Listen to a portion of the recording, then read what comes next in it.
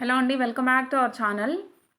మన ఈరోజు షార్ట్ వచ్చేసి కొన్ని చట్టాల గురించి మాట్లాడుకుందాం. ఫస్ట్ వచ్చేసి 1792లో మనకి చార్లెస్ గ్రాంట్ గారు అబ్జర్వేషన్స్ అనే ఒక కరపత్రికను బ్రిటిష్ పార్లమెంట్లో పంచారనమాట. కరపత్రిక అంటే లైక్ పాంప్లెట్ అంటాం కదా, అలాంటిది అనమాట. ఓకేనా. నెక్స్ట్ తర్వాత వచ్చేసి 1813లో చార్టర్ చట్టం ఏర్పడింది. ఈ చార్టర్ చట్టం ఏంటి అంటే భారతదేశంలో విద్య కోసం ఒక ₹1,00,000 కేటాయించిందనమాట అప్పట్లో ఆ చార్టర్ చట్టం ప్రకారం.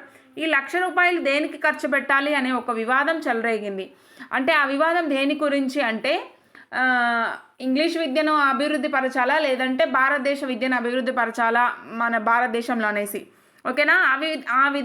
వివాదాన్ని మనం ఏమంటామంటే ప్రాక్ పశ్చిమ వివాదం అని కూడా అంటారనమాట.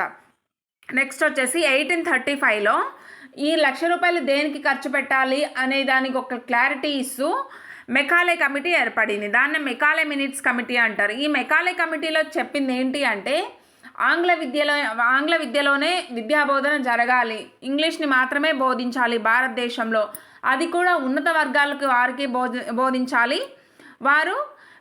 వారిని చూసి లోయర్ పీపుల్ ఎవరైతే ఉంటారో వాళ్ళు నేర్చుకుంటారు, వాళ్ళని అనుసరించి నేర్చుకుంటారు. కానీ విద్యను మాత్రం మనం డైరెక్ట్గా ఉన్నత వర్గాలకు వారికి మాత్రమే అందించాలని ఈ మెకాలే కమిటీ చెప్పడం జరిగింది.